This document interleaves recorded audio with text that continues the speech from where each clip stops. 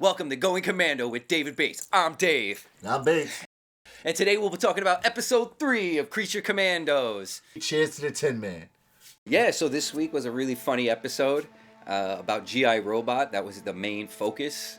And I think humor-wise, it was great. I thought the humor was fantastic. I thought there was definitely a sense of empathy for the character, I felt. And yeah, I think overall really good character building, and I'm curious to know more about this character. What did you think of this week's episode? Like I said, last episode, last time we was discussing this, that I figured that it's going to do a background every character kind of an episode thing like that, and it was nice to see G.I. Robot's background.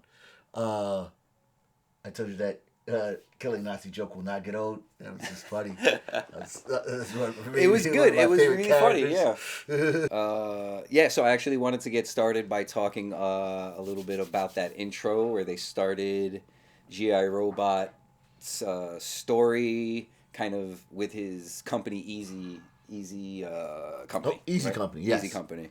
So really gruesome murder stuff, and you kind of got an idea of what he was up to. Well, no, it was funny because all right, there's just he was a rookie at the time. They didn't know what he could do, so there's all right, don't worry, stay back. We've been through this before, and then they get ambushed. Sure, right? Oh, that's so true. I didn't even think of it that way. I just figured, And he's like, oh, I can actually do things now. Yeah. And since this is main objective of what he was programmed to do, he got someone, and then the praise actor realized that's his joy of killing Nazis. That's why he gets that joy of killing them. I think it's interesting, and especially you used the phrase joy, because I think that's a big part of what's being raised with this character, right? Does he feel joy? How human is he, or humanoid? What kind of emotional intelligence does he possess?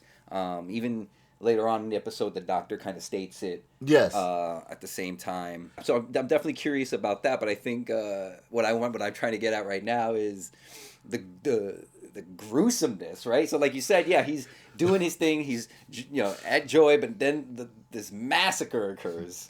Oh, well, you're talking about the guy trying to put his intestines back in after he got shot. That's exactly what I'm referring to. That's exactly what I'm talking about. And it just brought back all these memories to these other war movies or just gruesome horror movies that are just hilarious, right? I mean, gruesome, but hilarious at the same time. It just strikes that delicate balance. One of the things I learned in school about one of the worst bullets to get shot by is dum-dum bullets. Those bullets that go into you and then they explode. Oh, and it's what his bullets was doing to people. Oh, yeah, right? Because they were just leaving big holes. This guy's wrist got completely shot off. It would be interesting to kind of know what type of arsenal he's possessing. Right? Back then, yeah, exactly. Well, those bullets were huge, or whatever the case is. I'm curious. Huge, those rounds had to be huge and powerful. But anyway, yeah. And then kind of towards the end of that scene, and not that they had any issues with G.I. Robot prior. They seemed to kind of warm up to him initially, but I think it's cool. Then we cut. He murders all these Nazis, right? And then he ends up at the bar with them, and they're celebrating him and the victory. Well, because they didn't know anything about him at first. So, yeah. He's new to their unit, whatever, and then they're like, "Yo, this guy saved us from dying there. He annihilated. We were surrounded. He and everybody like." Yo, all right, we got Rambo over here. Yeah, I mean, Rambo existed at that time. Did he? No. No. He was in Vietnam. Yeah. Oh, true. So really cool. I love how they kind of, and this is where it goes right into the theme song of everything. And of course they hit the title card. Cheers to the Tin Man. Really awesome stuff. So, and then you kind of see again a glint. As much as you can see through animation, a glint of pride or happiness or, hey, acceptance, right? Yeah. And him taking solace in that. And I think that's really interesting for this character. And, as we keep moving forward, obviously, because he's a robot, it's a little harder to kind of break through to those emotional elements. But I think over time, maybe we'll start seeing that. Now we're cutting back to present time. Yeah. Right? To where the crew comes and tries to save the bride. Yeah.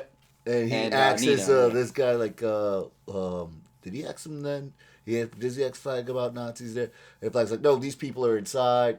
So he wouldn't start shooting or anything like sure, that. sure. Yeah. It's like the bride and, what's her name? Nina. Nina's inside. So we got to figure out what's going on. Then they get there, get in. And I also thought it was a trap, too, because it's like, why did they leave him alive? Oh, and for sure. Do nothing bad to him. Yeah, I mean, going in those types of situations, you know. Yeah, no, it was like, all right, wait. It's like, oh, she's upstairs. Like, all right, what did they do to her upstairs? And it was like, okay, they just left him here. And it's like, and then when it was like, oh, okay, never mind, I get it now that they, what's called, it was a ruse or whatever like that to get away from the princess. Yeah, and that was really cool. I like how they did that. And again, you know, we had that moment where G.I. Robot was concerned about Nina, or at least expressed some sort of concern, which, again, I think is really interesting. I'm curious to know where they're kind of headed with that, because it reminds me, you know, he's kind of reminding me a lot about, I'm kind of going genre jumping here, but Star Trek with Data. Okay. Right, where Data doesn't feel anything, doesn't have any emotions, but he still creates like these bonds and friendships. But it's weird because everyone around him emotes because you know they have emotions, and it's really interesting to see that struggle to relate to a robot, and Nina tries to. Oh no! Like, he got to a friend thing with her before, like when he was at the dinner table. That's right. Yeah. Was it episode 2? Yeah, it was episode 2, and stuff. It was like, oh, it would be nice to kill Nazis with you. Oh, like that's that. Right. Yeah. Yeah. So like, they already had this bond. It's like, oh, we're friends. Like, yeah, we're friends. Yeah. So that's why I was like, oh, Nina's my friend. Like, it's just interesting that, and in some degree, you know, what he stated was, oh, my disappointment. I'm paraphrasing poorly here, but he's like, oh, my relief to finding you okay, it overcomes my joy of killing Nazis or something like that. I was sad that I wasn't able to kill any Nazis, but I'm glad that you're okay. Yeah. But the joy of you being okay kind of makes it up for that. So yeah. So again, like to me, that shows he's prioritizing emotion. He's putting it in sort of compartments or just expressing it in a more human way. When this guy checked him in the past, whatever, it was like, so what would you want to do besides killing Nazis? Then? And he was like, well, I would like to chill with my boys again. Yeah. You know? And then probably go kill some Nazis after that. Hang out, see the company again, and then kill some more Nazis with them. So that part really, really, again, James Gunn has a way of writing these characters, with some sort of depth or some sort of it's just not, it's not black and white, right? Mm-hmm. And again, I don't consider G.I. Robot to be a bad guy. Oh no, not in a traditional sense, of course. No. Right. Well, in this world, he's a what's it called? A weapon made of war. Sure. So his main purpose is to kill, but he kills just a certain ideology. Sure. Yeah. Like a certain people with a certain ideology. Absolutely. Yeah. It's like if you killed all 49ers fans, it's like, all right, you're a 49ers fan, you gotta die. That's a sports reference, which it's pretty lost on me. Oh, same thing with me, but 49ers is a team. You should know a team. Yeah. Not a biker gang, right? Because I'm pretty sure. No. I'm pretty sure that's a biker gang somewhere. I could have went with the Yankees, but there you go. I'm gonna go with somewhere I'm kind of a fan of, but I'm not really a sports person anyway. Right. So that's about me too. So we were talking about how so like he had obviously this episode's full of flashbacks and kind of as it progresses the main story forward, it there's elements where G.I. Robot, I guess, flashes back. I mean, is he remembering? It's hard to tell. I mean, I guess it's just I don't want to get too into it or get too lost with it because it just might be a narrative tool for the story, which is fine. I can live with that. that being said, yeah, that part where he was, describing what he would want and just to be with his boys again and things of that nature, I thought was really touching. I thought that was, again, a real like touch of humanity, and it gives me that curiosity of like, is it an AI that is always learning or developing? And it also makes me question, because the scientist that was with him, he said, oh, maybe I'll make a few improvements on you, which I think we get a little peek of later. Because in the first scene, when he kills all the Nazis, he grows really large. Oh, yeah. And then later on, he's like, well, yeah, because he says, I might give you some upgrades and stuff. Yeah. But my thing is, how come he never upgraded his intellectual software? Oh, no, that's not something he was able to do. That's why he was studying his intellectual software. I gotcha. Yeah, and so there was this other scene where you kind of see him throughout history now, because the war is all finished, and he ends up going on talk shows, and he ends up kind of doing like press circuits. Yeah, it shows him doing one press circuit. A press circuit, right? Well, that's before the upgrades or whatever. Got you. Right. But essentially, never really finding. What I'm getting at is, it was really hard for that, him to find a place. Well, it's kind of like it's like a soldier with PTSD. Mm-hmm. Since his only thing is made to kill, what's it called? It's like a soldier with PTSD being back brought into regular world things. It's like, all right, I'm not used to this. Yeah, that's not what he was for. Yeah, he's not the best public speaker, essentially. And then they didn't care for him. They put him out of commission. He got lost in time. Right. And some random dude buys him. Yeah. So this is where it kind of gets really interesting, and you kind of see more development. But I think what I wanted to touch on also was, like, upon those flashbacks, I got a real Watchmen vibe from it. Essentially, like, kind of having that skewed version of reality. Yeah. As well as, and so something like, for instance, where it becomes canon. So where he meets this guy that kind of buys him at an auction. He's like a war collector, right? Memorabilia collector. Yeah, right? Memorabilia collector. See, that's another thing that kind of, like, all right, so first when he said, oh no, I couldn't get to the army because of the bum leg, I was like, Then he's a war collector, memorabilia collector, and stuff like that. Every time, in every show I watch those guys in, they always are a certain type of person. So, like, every show. So it's like, wait up. I think that's fair, but I also don't want it to, like, be considered, like, I mean, it's very stereotypical, right? Well, no. Like, no, because, it makes sense, because he's buying a war robot. So I think we're getting a little bit ahead of ourselves, right? Because you're referring to the kind of the twist on that. But before we get to that, I want to think of a word from our sponsors. No, but before we get to that, I wanted to talk about that relationship that was developing, that we were seeing between G.I. Robot, right? And also an artistic choice that was kind of going into that scene as well. So the artistic choice that I'm referring to is another splice of actual footage embedded in the animation, which I thought was really fascinating. Because, like, in the first episode, we got the image of Zac Efron. That was an actual image of Zac Efron, which I thought was super funny, really cute. Didn't have to continue.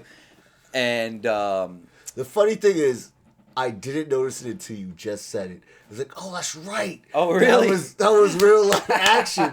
I just noticed now. The scene where they splice in basically real, like, some sort of old war movie. War movie, yeah. And we kind of see G.I. Robot, warming up to this, this elderly guy and the cats. He's like an older cat man, basically. Yeah. Right? So I said, like, those are hints in the twist, but then it's like, all right, with the cats and everything, that threw me completely off. Sure, yeah. It threw me completely off. It just, and even the interaction, again, he, when G.I. Robot's like, oh, identify yourself, are you part of military, XYZ, right? And he goes, I'm just a guy, I would have loved to join, but my leg, and that's why I mean, like, there are prideful patriots out there, without the twist that we didn't see coming. Right. Maybe, right? Well, no, like, see, at first I thought I seen the twist coming, but then they threw me off with the cats. Okay, all right, sure. wait up. There you go. Yeah, like a nice misdirection there. Yeah, I yeah. really like So that. I was like, okay. Then when you get to twist, like, okay, all right, I did see what I did before. Like, Yeah. we are going So, so what you're referring to at this point, so, well, let's kind of touch on, let's go talk about now Flag and the crew, Yeah. right? They realized that this whole thing was a setup, so now this whole thing was a setup, so now they run back to... Drive fast back. They drive... so they scurry back to the castle realizing that it was a misdirect. They do the normal, go faster. Like, Oh, hey, yeah. man, yo, we're doing a turn. I can't really go faster. I gotta slow down or we're gonna flip over. I love, like, in movies how they state the, or TV shows how they state the obvious. Anyways, so yeah, they're getting back. So now we cut back to the castle, and we're seeing, like, Iron Man medieval knight guards, essentially, which I think is really funny because I don't know how we already much see the guy the armor protected them from this attack. At first, I thought it was one of the bad guys in that armor until like his wrist was left. And I was like, okay, that was not a bad guy. Oh, sure. Right. Yeah, I thought it was like, one of those bad guys in disguise kind of thing. Trying to sneak her out or whatever and get her to go with him. But then it was just his wrist. So absolutely, okay, that wasn't a bad guy. So I thought those were interesting choices of design. I think I'm curious to know how that would work in like live action. I would like to talk about how this princess is a responsible gun owner in her own country by keeping it in a locked. What's those things called? Wardrobe?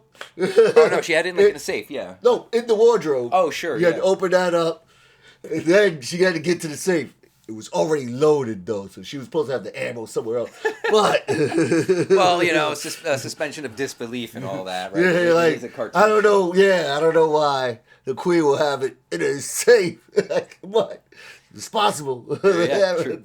What the hell was with that gun? Please tell me why, of all like DC, why does she have like this old-fashioned like single shooter? I mean, it did shoot off like a couple of shots. Yeah. Which is it looks like it's a single shooter, but like that's how the design is.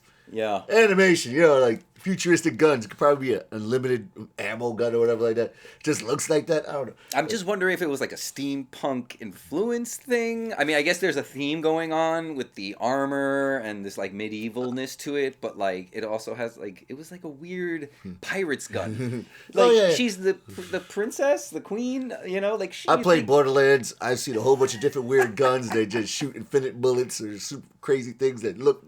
It doesn't shoot like it's supposed to, and it does. So I was like, let's go with one of those.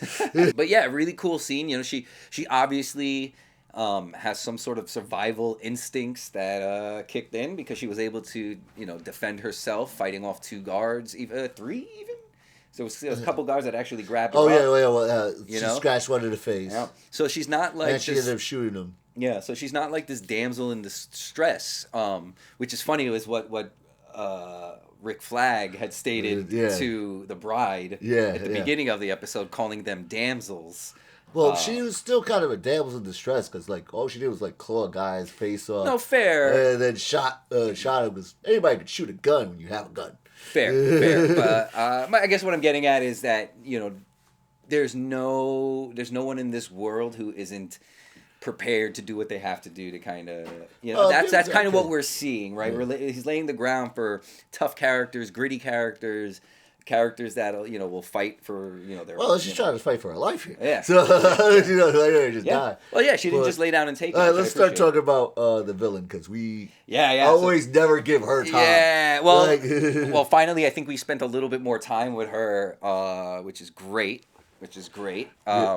Again. We got more time with the last, the other, what's it called, episode 2, with the fight with, what's her name? That's the thing. We're not getting a lot of, I think we're getting a lot of action out of Xerxes, but we're not getting a lot of. She said, probably 3 lines? Something like that, right? Because one was like, oh, I want you to die. Just classic villain banter. And you ruined, you doomed the world. You doomed the world. Yeah. So we still have to discover like what's gonna happen with that.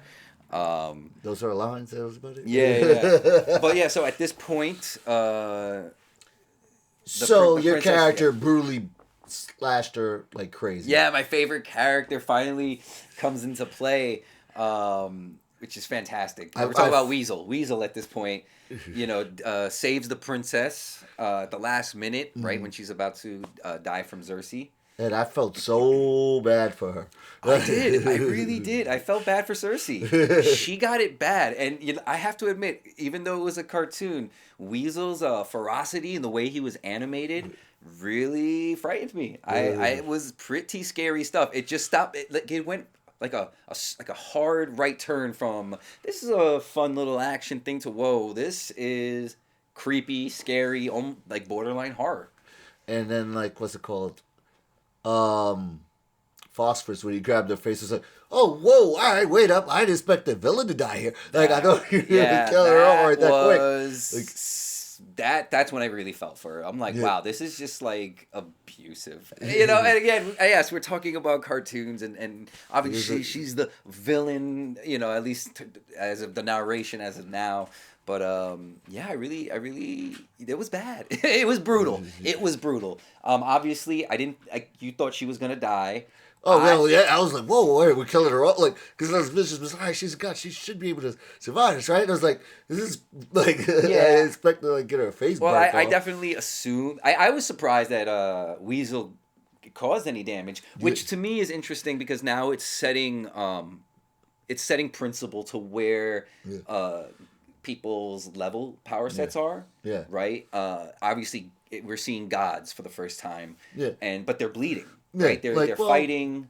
Yeah. But obviously, they're superhuman. They have magic. Yeah. But like what's called, like, if she's from the mascara, right? You figured like she'd be under Wonder Woman's she's power. From there. Yeah. I don't think so. That's what's like explained like in the first episode, kind of. Is she from there? I have to look because Cersei. I didn't think Cersei was from the mascara. Ah. No, she's from like she's from like Zeus, and she's a goddess. She's proper goddess. Yeah. I mean, we'll have to look. Maybe comment down below. Let us know. Maybe we're wrong. Again, we're not very educated about these characters. It's like, I guess what she was like. Well, I'm not sure. It's a long time since I've seen Justice League, but yeah. Oh well, so that was my introduction of Cersei's. See, that episode where she turns Wonder Woman into a pig. Oh yeah. That one was great. That was fantastic. And that's my whole thing with Cersei, which threw me off when she was fighting the bride and turned her arms into like wacky inflatable two man. Yeah. But yeah, again, we're kind of trying to see what the power sets are. She kind of got caught off guard this time because I expect her to do something here against these guys. She just got wrecked. Yeah, this is true. And just speaking of Dr. Phosphorus, I'm wondering if he has a history with the Tin Man. Well, did you say that's... Yeah, so I had noticed that the voiceover of the Doctor was the same voice. As a doctor. The same thing as Dr. Foster. Dr. Magnus, I believe his name was. So I'm not sure if that's another storyline that's going to... Yeah, well, when we get to Dr. Foster's backstory. Yeah, when we get to Dr. Foster's backstory. Because he said his thing is computer AI. So how did he turn into the Phosphorus? Right, yeah. I mean, I get maybe, you have that actor that's a voice actor. You're going to use him, right? You're going to use him. But they normally don't use the same voice actor for different characters that would use the same voice. Sure. Like tonality and stuff. Yeah, we'll have to see because he's also going to voice Clayface in this series. So we are going to get a little peek of because he does Clayface in yes, that too. Harley Quinn. Yes, that too. Yeah, so he's going to do Clayface in this series as well. Yeah. Which I saw him in an interview and he thought it was really exciting. He was like, it's one of the rare things of any studio to be able to voice the same character in two entirely different worlds. That so in two different ways. Yeah, because because the Clayface and Harley Quinn is this actor guy is hilarious. Yeah, really good stuff. Yeah, really funny. Yeah. In any event, I think so as this episode they're fighting GI Robot. Essentially, slaughters everyone. Rick Flag gives him the AO. He has like, all these people are Nazis, right? Yeah. And then he just again destroys everyone around, and See this all is the where we're upgrades and everything. reintroduced to Xerxes, and she kills GI Robot seemingly. And again, if GI Robot at this point stays dead, I'm not mad at it. It was a nice, what was it called? It was a sad moment with him and, I can't And Nina. And Nina, yes. Yeah, I wanted to talk about that too. Yeah, that was a really, really good moment. Visually, particularly because of her tears streaming kind of up into the water, right, as opposed to traditionally down. Which I thought was really cool. Another thing I wanted to my little gripe: if you're weaponizing Nina, right, why not create a bulletproof dome? Like they have bulletproof glass is a thing. It's probably expensive. Even in real life, but they're government funded, right? They're expendable. It's one of her biggest weaknesses, right? They're expendable. But you need her, right, to do missions. Let's get a suit upgrade here, okay? Yeah, true, if they do that in an animation, I would think that's really cool. I could see that happening in a movie situation. They learn like, yo, can you upgrade my outfit, whatever. Just saying. The money's there. It makes sense. I don't know. Does it hold water well? I don't know. All these questions are just being raised, right? More and more questions as the weeks go on. But I'm having a great time with this show. I got to admit, the action is not disappointing. The story is very fun. If GI Robot is gone, I'm okay with this because technically they are a Suicide Squad. Kind of that. I mean, a secondary Suicide Squad. Essentially. Loopholing the rules. But again, it's a robot. Are they truly ever dead? You know what I mean? Like he survived this long. I'm sure he'll be back. I don't know, man. It would be great. Because I don't know. I don't think they knew how to make him in the first place. That's why they studied him and everything. And there's no way that his creator's still alive. That's a good point, and we'll have to wait till next week to find out if he's coming back. Can they make him work again? They did upgrade him.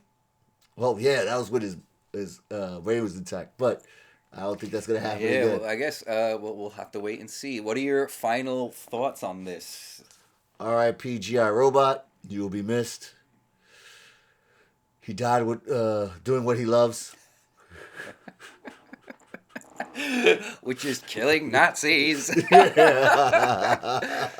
absolutely. Let me tell you, if this is the last of him, then the jokes did not wear thin. It was just right. They made it through. Told you. Let's see if maybe Nina, how she comes out the other end on this. I'm curious to know what that's gonna look like. And again, maybe he'll be back next week, and we'll have some more fun with GI Robot. Right. Definitely looking forward to the rest of them. If I'm not mistaken, Weasel's story might be next. So okay. I'm not exactly sure, but we'll see. Okay. Yeah. Right. But just thank you for joining me. Thank you for joining us. Yeah. And we'll catch you next week on another episode of Going Commando with Dave and Bates. I'm Dave. I'm Bates. And we'll see you next week. Twice. Hey guys, if you like what you saw this week, don't forget to like and subscribe. And don't forget to hit that notification bell and to comment below. And please be nice.